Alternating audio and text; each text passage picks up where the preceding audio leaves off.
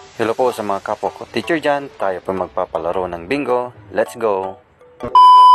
So for today's video nga ay gagawa tayo ng bingo card na bahagi ng kanilang aktibidad para sa ating gagawing Catch Up Friday. So open lamang po ang ating Google Chrome at i-type po lang natin ang myfreebingocards.com/bingo card generator at i-enter po natin at ganito po ang makikita natin. So, in-code lang natin ang ating mga words dito at tatawagin natin tong bingo sight words. So, matututo po ang bata dito na magbasa. So, pagbabasa po ang aktibidad po natin ngayon, nilagyan lang po natin ng twist para hindi po masyadong maboring ang ating mga estudyante. So, nailagay ko na po ang mga words dyan na kanilang babasahin. At ayan na nga po, in-next po natin. Lalabas po ang ganyang page. So, i-download lang po natin ito o i-click lang natin itong 30 cards for free. Kasi pag lagpas po ng 30, ay meron na pong babayaran. So, click po natin yung let's go.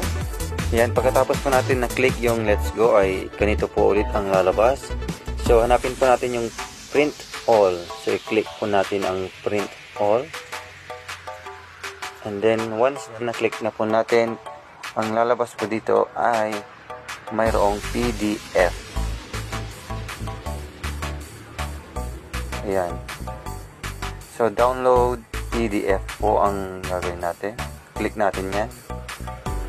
And then, once na na-download na natin, yan na po, ay lalabas na po ang ganyan. So, 30 copies po ito or 30 bingo cards. Ayan. So, meron na rin po dyang mga bingo card, ID number. So, yan po ang ating bingo sight words.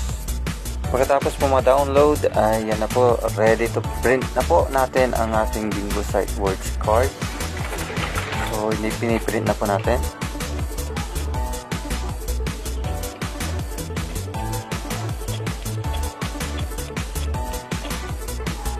So, binigyan po natin yung twist yung bingo dito at imbes na number po ay ang ginawa natin ay mga words. Upang sa ganun ay matuto yung mga bata na magbasa kasi kapag lagi nilang nakikita at nababasa, malalaman na nila kung ano yung salitang iyon. At para din hindi sila maboring sa pagbabasa, so ginawan natin ng twist itong bingo. After po natin ma-print ang mga bingo cards ay nag-cut na rin po ako dito ng karton bilang palatandaan sa mga salitaang napili. So ito na po ang aking nagawa o nagupit ng bingo cards. Ayan. So, distribute natin yan mamaya sa mga mag-aaral. At gagawin na natin ang aktibidad na bingo sight words.